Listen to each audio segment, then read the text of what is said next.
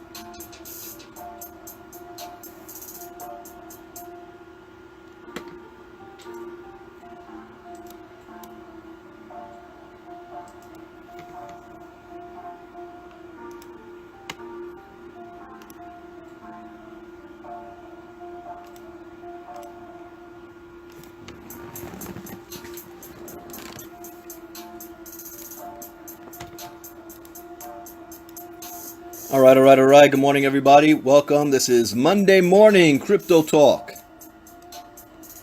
Getting our week started.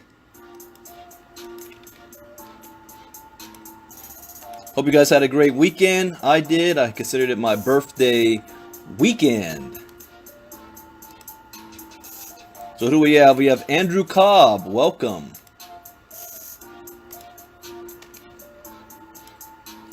Also, Conchamar, Naveen, Merrick, Mafus, Anthony Pinkston, Lashana, Darnell, Paul. Good morning. As a disclaimer, I am not a licensed financial advisor to be dispensing financial advice. I read the news, give my opinion, share suggestions, and it is up to you to make an informed, intelligent decision on which direction you want to go in. There are 4 rules I live by in the crypto space. Rule number 1, education is everything. In fact, the theme of this morning's crypto talk is education. We'll be talking about that. Rule number 2, never invest with money you cannot afford to lose. Rule number 3, always get your return on investment back as fast as possible. And rule number 4, where do you see yourself in 3 months, 6 months, or a year from now? What vehicle are you using to make that happen? Take action and stay focused. You cannot be a part of everything. Do not get distracted. There are so many things out there that you can get distracted by. Remember, you have limited resources. Now, this does not guarantee you success. However, this at least will minimize your risk. And that is the most that you can ask for. All right, so let's see what news we want to get into first here. Because a lot has popped up this morning since that I've had last night, and I'm gonna have to save it for late night crypto talk tonight. Well, you know, I can do this one real quick. I didn't put this one down, but so I was all about the blockchain and education this morning. Major League Baseball announces blockchain-based digital collectible game. Let's see.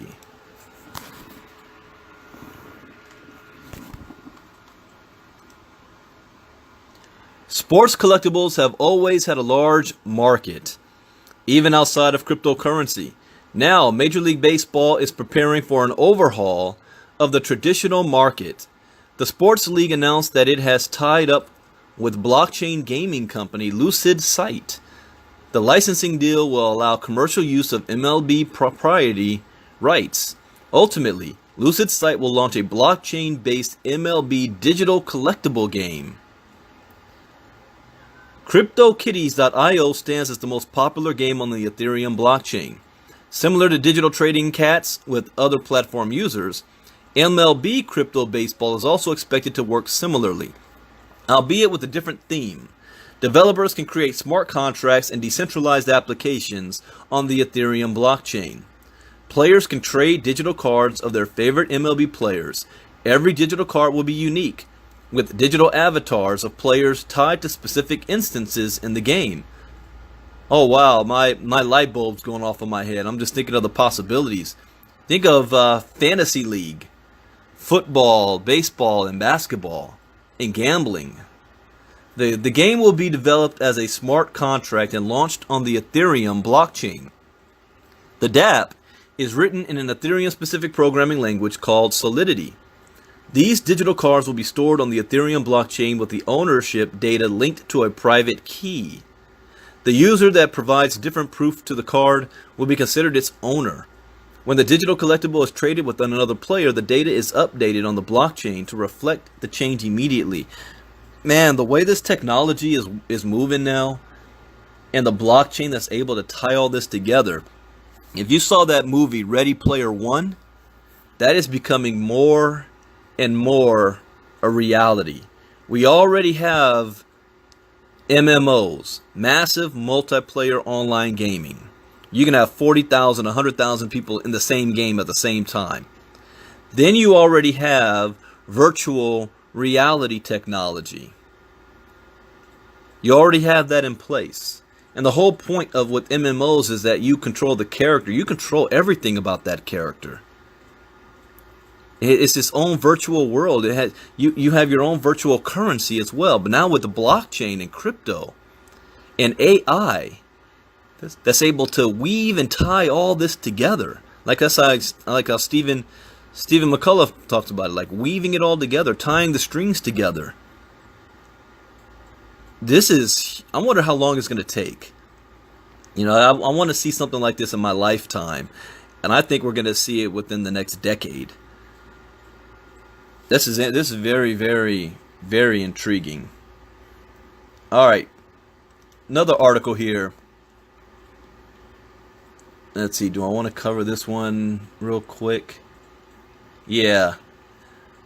Japan and taxes. Japan tax agency says individuals earning $1,800 plus in crypto a year will declare tax. So it's very important we follow, or we understand what another country is doing with their taxes, because it can have an impact on how things are happening over here.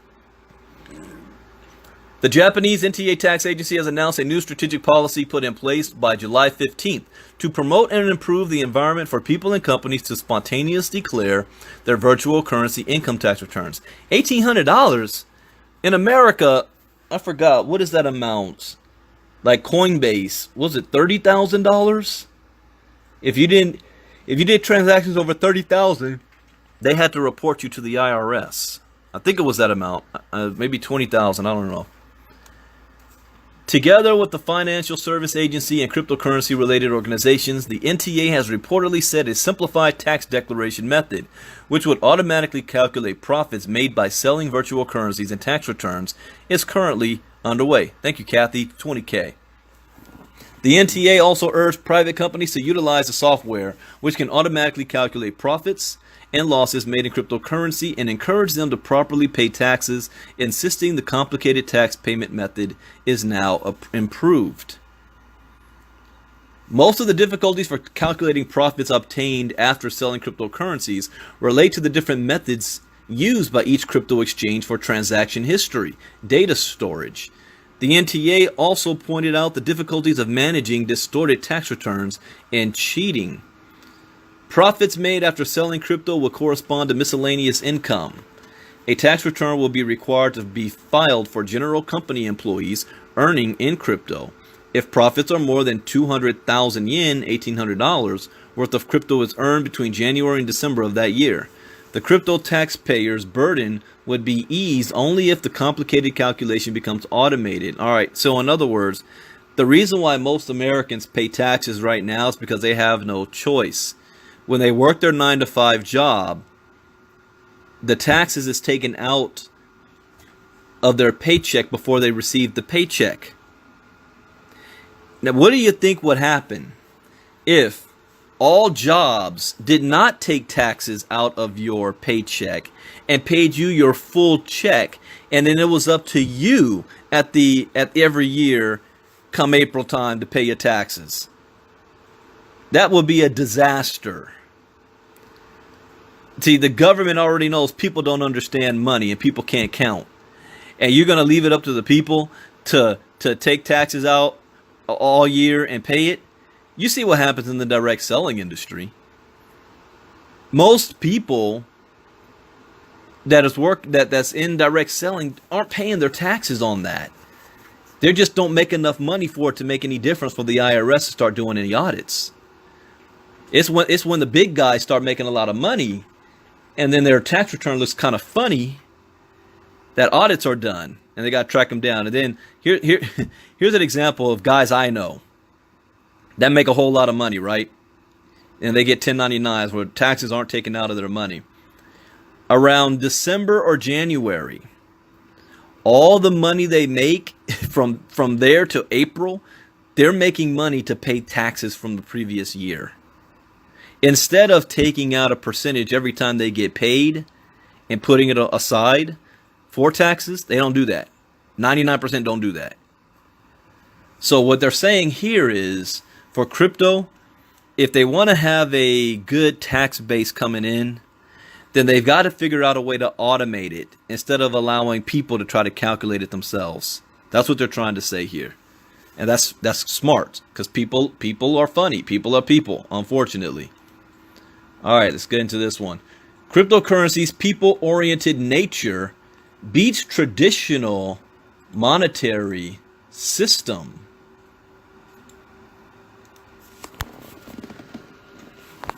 Okay. At a time when central banks and other heavyweights in the traditional finance sector are busily stating reasons why Bitcoin and the entire cryptocurrency ecosystem can't function as fiat money, highly reputable serial entrepreneur Jeffrey Warnock has come up with ideas why he thinks the world's legacy finance system is faulty. In an interview with Business Insider on July 11, 2018, one of the premier investors in cryptocurrency, Warnock has described the people-oriented structure of cryptocurrency as optimal in comparison to traditional markets. Specifically, the entrepreneur is referring to the decentralized system, which affords people equal access to operate under unanimously consented guidelines, as a key reason why it's ahead of the fiat money structure. Warnock, who is equally a foundation stakeholder in Uber and Airbnb, and the incentivized production of the digital currency, exudes the quality of being neither forgeable nor vulnerable to double spending challenges, hence enjoying a distribution channel that is uncontrolled by any central authority. He declared his sentiments in the following. So it's a people's currency. It's defined by the people, and it's defined by rules and a protocol that people trust. So it's not like somebody says, if I need to have economic growth, I'm going to have to give this institution money, and they're going to transmit it to a certain universe of people. Now, that's true. In the legacy finance world, especially in developing countries, politicians control the central bank. They freely use their authority to embezzle outrageous sums from the state's vaults, and no one dares question them. That's true. That's why Vladimir Putin is one of the richest men on the planet. This menace has kept citizens of most nations blessed with a vast array of natural resources, such as Nigeria, impoverished and practically living from hand to mouth. In the cryptoverse, it is almost impossible for any one entity to control more than 50% of the network. Even the Bitcoin community has sharply criticized Bitmain's dominance of the Bitcoin network with its 42% hash rate. Warnock added, everybody has the same access to it at any point in time, just different units of it according to whatever their own personal budget constraints are. But nobody has privileged access to it, except, you could say, maybe the miners, who pay to produce it, and they take a business risk associated with it, and anybody could choose to get into the mining business. That is 100% true. That's why I always say, the good thing about crypto is there's no barrier to entry. All you need is a cell phone, internet access, and a willingness to learn, and $5. The Bitcoin evangelist has always subscribed to the idea that central banking systems should be accountable to the people in place of technocrats who run the government. With cryptocurrency, Warnock believes much of the spending power will shift once the ability to facilitate large deficits and currency debasement spins the relationship between the government and its citizens. Interesting there. All right, next article here. Reflective Venture Partners and Harvard are working to improve blockchain and crypto education. I told you guys, education's the key. And don't think, universities, they like money. That's why every year tuition skyrockets.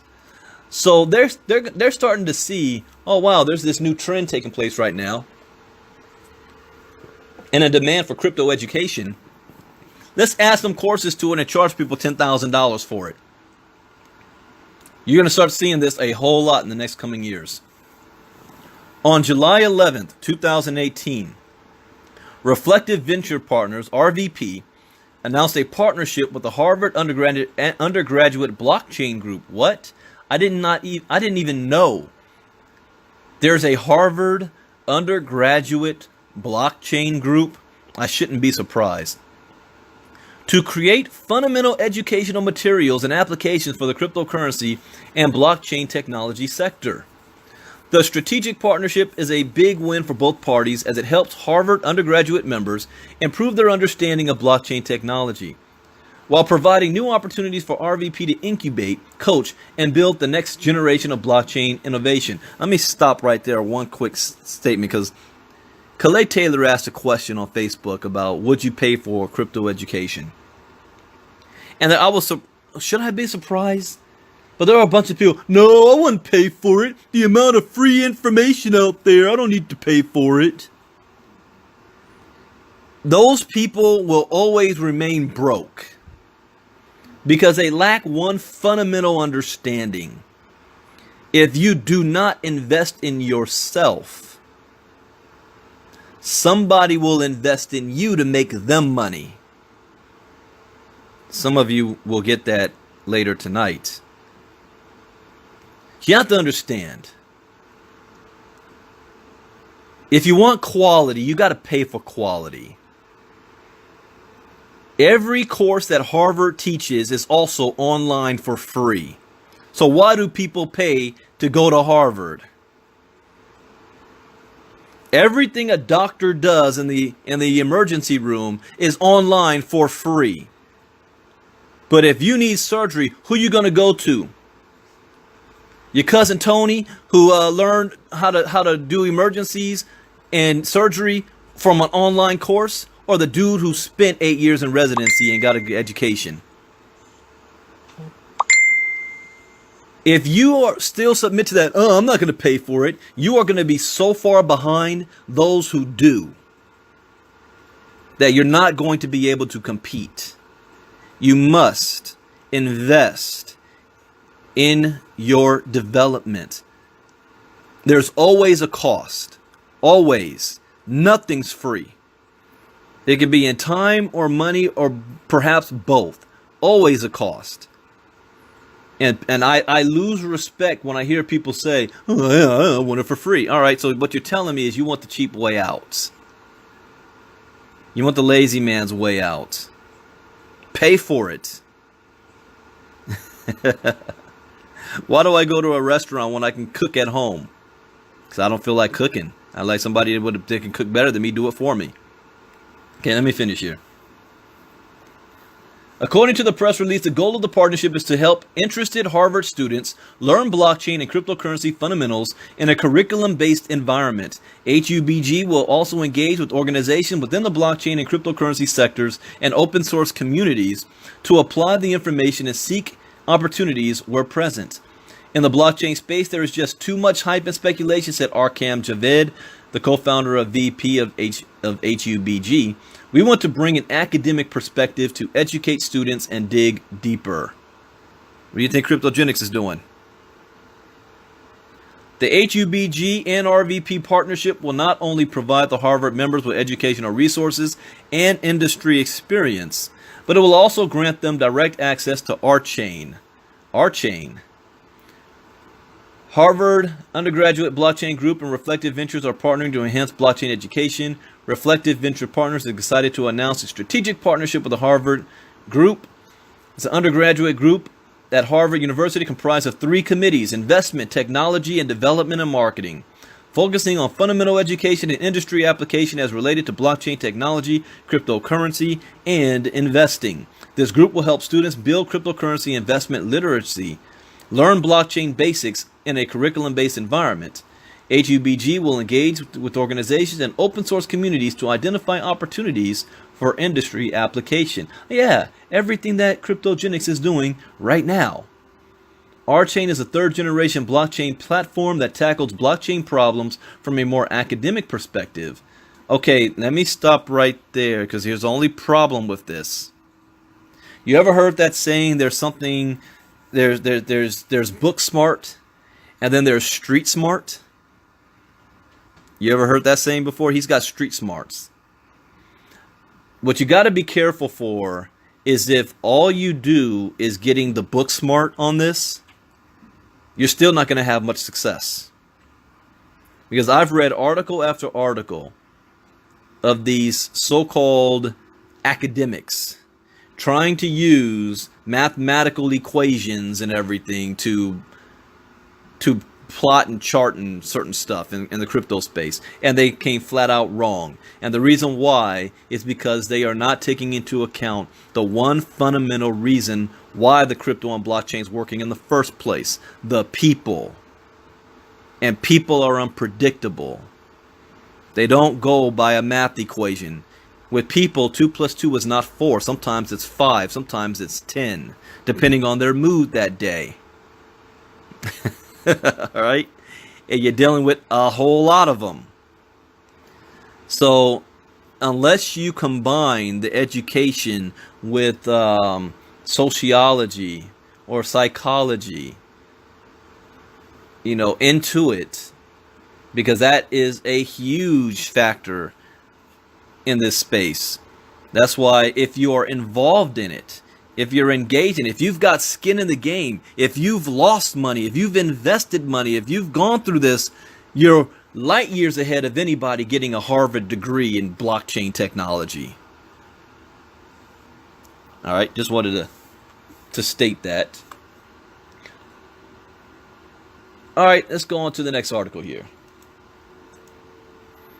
3 Russian universities add crypto courses and diplomas. You see this trend now?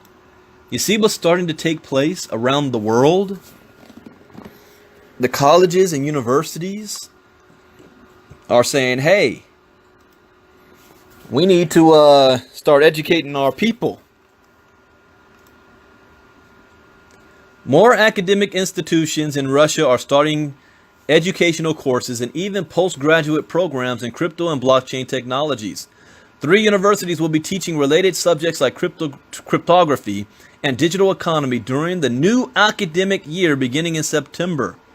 Some of the courses will be conducted in English and with guest lecturers from Europe, India, and the US. If I get a phone call, hey, can you be a guest lecturer in Russia? No. Thank you for the invitation. I pass. Ain't going to no freaking Russia. Nothing against Russians. But I am against, right now, the Russian government. Now, I don't want to get kidnapped. Anyways, 3 Russian universities have announced new courses and majors related to cryptocurrencies and crypto technologies. The educational programs will be offered with the start of the new academic year this fall. They cover a wide variety of subjects, including cryptography, blockchain, and distributed ledger technologies, alternative payment systems, digital economy, accounting, and management. Some of the courses will be taught in English, targeting foreign students, but also Russians seeking career opportunities in the international environment of the crypto space. The Voronezh State University has established a bachelor's degree program focused on studying digital economy and blockchain technology. The institution announced on its website, the new major called Models and Methods for Analyzing the Digital Economy is offered by the Department of Information Technologies and Mathematical Methods in Economics. Classes will begin from September 18th. You know what? I just had a thought. If one of the universities close to where I live offered a course or you can get a degree in this, would I go and do it? Would I go back to school? I'm 50-50 on that. I do it, one, because I'm curious to see what it is that they're offering to teach, and it will be something else to add onto my portfolio that I actually have a degree in this. But on the flip side, I already have a college degree. I don't want to spend time going back. That's why I never finished my master's degree. I don't want to go back to school again, go through all that, knowing I know more than the college professor does, but I got to sit there like a little rabbit and listen. I'll have to weigh the pros and the cons on that and how much time it would take. Anyways, sorry I was thinking out loud there.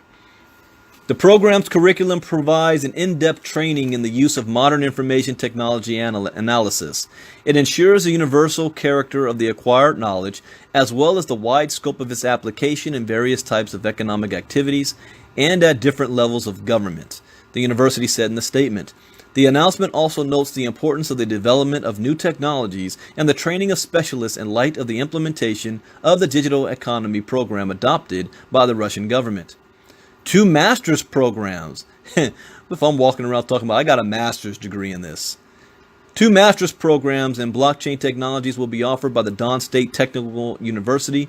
Its press service announced this week.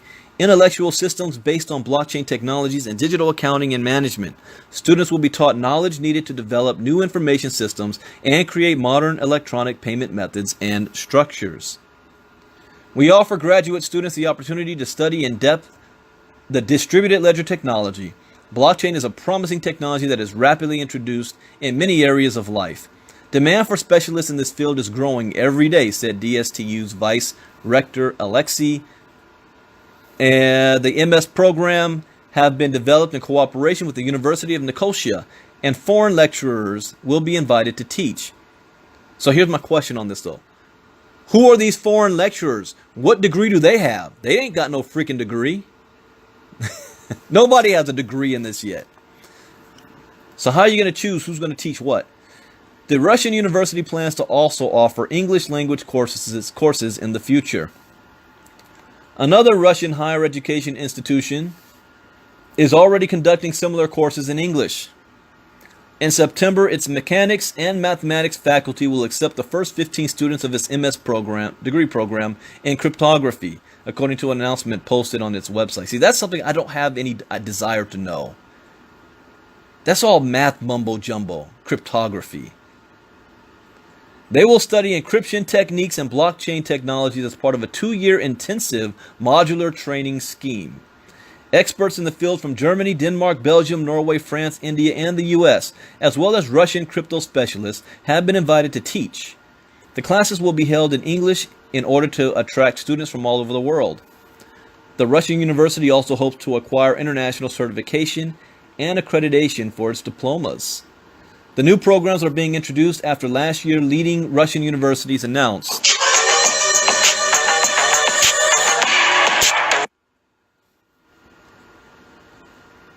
the introduction of these curriculums comes in response to the rising popularity of cryptocurrencies like Bitcoin and also the strong demand for crypto and blockchain professionals in Russia. All right, and the last article for this morning. Lawmakers to discuss if crypto is the future of money. That's coming up this week.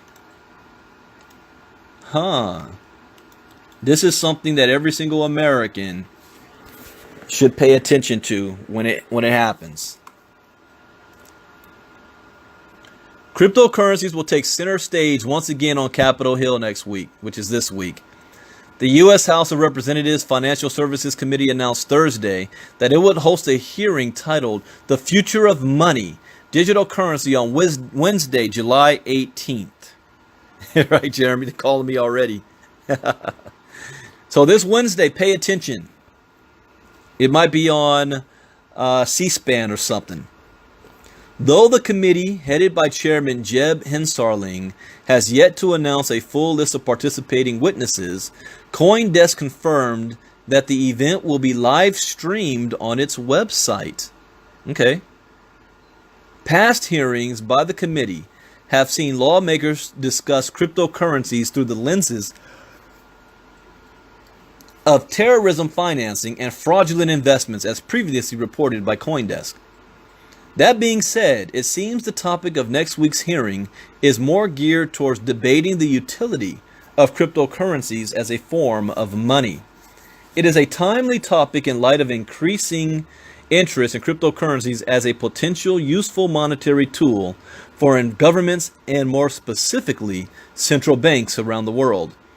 In March, the Bank of International Settlements, what some consider as a central bank to central banks, argued cryptocurrencies backed by central banks could in fact fuel faster bank runs during periods of financial instability.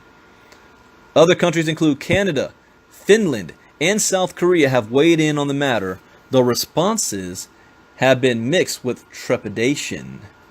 So this Wednesday, pay close attention to this. The future of money in the United States. And I think they're not going to just talk about the United States. They're going to talk about, the entire world. And I still got time. One new article just popped up. I was going to save it for tonight, but I'll read it now. Michael DuBose says, the U.S. must emulate Europe's lead on cryptocurrency regulations. Why? I don't know if I like that or not, but let's see. While the European Union has taken more proactive steps to regulate the region's cryptocurrency industry, the United States seems to be dragging its feet on the matter. That's true. Now, a keen industry observer, Michael DuBose, the former chief of computer crime, here we go. I already know which direction this is going in. The former chief of computer crime and intellectual property section at the U.S. Department of Justice has urged the United States to follow suit in order not to be schemed out of the future of innovation. Oh, I like that part. In writing for the Press Herald, DuBose, now the president of Crystal Blockchain Inc., explained that it is high time the U.S. policymakers reassess the applicability of existing laws surrounding fiat money and cryptocurrency. Ideally, regulators would re-examine the necessity of trying to formulate fresh laws to manage the crypto space. I agree. According to him, the EU has already taken steps in the right direction, but they will soon need help in managing the borderless technology. The EU cannot bring about the change without other governments being willing to regulate exchanges similarly, and perhaps the most important voice globally is the United States. I don't know. Russia seems to be stepping up. The question for U.S. policymakers is, therefore, not whether to ban or create new regulations for cryptocurrencies, but rather whether the U.S. existing rules governing fiat currencies are appropriately applied to all cryptocurrencies. The EU answered yes to that question, but the U.S. has yet to speak so clearly. Oh, I like what he's saying. I agree with him so far. Further, DuBose said that the Treasury Department's Financial Crimes Enforcement Network, FinCEN, needs to act on the U.S. behalf as it has robust access to U.S. exchanges and the foremost investigative software developers. He noted that regulators need to acclimatize with the capabilities and limits of the cryptocurrency to make sound policies. Anonymity a non-issue with Bitcoin. Further, Speaking to the issue of non-traceability, DuBose cited a brief by David Carlisle of the Center of Financial Crime and Security Studies at the Royal United Services Institute, saying cryptocurrencies like Bitcoin are pseudonymous. Did I say that right? Pseudonymous, not anonymous. You can trace the Bitcoin going to one wallet to another, unlike Monero, Zcash, or Dash, that have blockchains that are less transparent. Possessing the right software, he explained, that most blockchain-based currencies are easier to track than fiat currencies like the dollar. I don't like it, but that's true. Everything that's done on blockchain is public. But if Johnny Marco is running around and going from state to state with a whole bunch of cash in his trunk of his car, that is not traceable. Let's dispense with the assumption that the only uses for cryptocurrencies are illegal. Thank you. This misperception stems from its early exploitation on the darknet and the mistaken belief that all cryptocurrencies are anonymous and impervious to attribution for ownership or purpose. That's true, but we don't need to let the government know that. Man, I don't want them to know, yeah, you can actually track the Bitcoin stuff. That'll get them excited. And you're going to push everybody else, okay, I just won't use Bitcoin. Lately, the Parliament embarked on a study mirroring the use of cryptocurrencies in terrorism sponsorship, and surprisingly realized that the criminal chain hardly adopts the innovation, since they want to shield their illicit operations from the critical eye of advanced technology. Interestingly, fraudsters are beginning to understand that Bitcoin is not an excellent tool for crime, as enforcement agencies such as the Europol use highly sophisticated methods to track down Bitcoin-related crimes. However, the study strongly recommended the strengthening of regulatory frameworks to discourage widespread use of cryptocurrency in money laundering, ransomware attacks, as well as other crypto-related cybercrimes. That's right, Mafus. Notably, the European Parliament's fifth anti-money laundering directive for the first time placed virtual currency exchanges and custodian wallet providers under the same regulations as the ones guiding conventional banks and other traditional financial institutions, demonstrating the regulators' accommodating stance towards cryptocurrency. That is a good move. And I agree with everything this guy has said as far as the U.S. adopting it, because crypto is not just country to country. This is a worldwide phenomenon. And it's going to take the international community, as far as the governing bodies, they're going to have to look at it from that standpoint. Unfortunately, the current administration in the United States is doing the exact opposite. We have an America First type of mentality here. And we are trying to pull away from our international ties and alliances and stuff, and do things our own way. Even that's what Brexit was all about.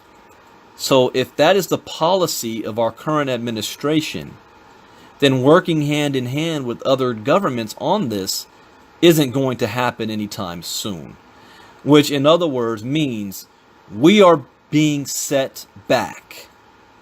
We are not going to be leading the way on innovation on this, and we're going to be playing catch up when we finally figure it out, unfortunately. So since there's nothing we can do about that, there is something you can do about yourself. You can make sure that you're positioned and you're ready and ready to go, instead of waiting for the government to do it for us. Once you are in position, it doesn't matter what the government's going to do. You're good. That's the whole point. All right, that is it for lessons this morning. There is still two more I did not get to. See, patent application eyes Bitcoin blockchain for artwork provenance. So blockchain is now interrupting and disrupting the art world. And then I got established backed blockchain company R3 set to issue an IPO. IPO? Not an ICO, but an IPO? Interesting. I'll save those for tonight, maybe. Doesn't excite me too much, but if there's nothing else, that's what we'll cover. But anyways, it is Monday.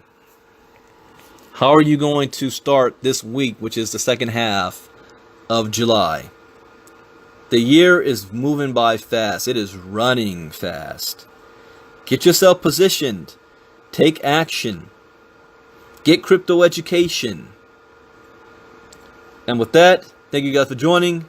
I will see you all tonight. I got to stop on Mondays. I keep forgetting. At the same time at 9 a.m. that Albert Thomas does his Facebook or his Zoom live at the same time. So I want to be respectful of that. I got to remember on Monday, I got to do it either an hour early or an hour later. So I don't want to be pulling anybody from his. So with that, thank you guys for joining us. See you all tonight. Bye-bye. Crypto Gen X.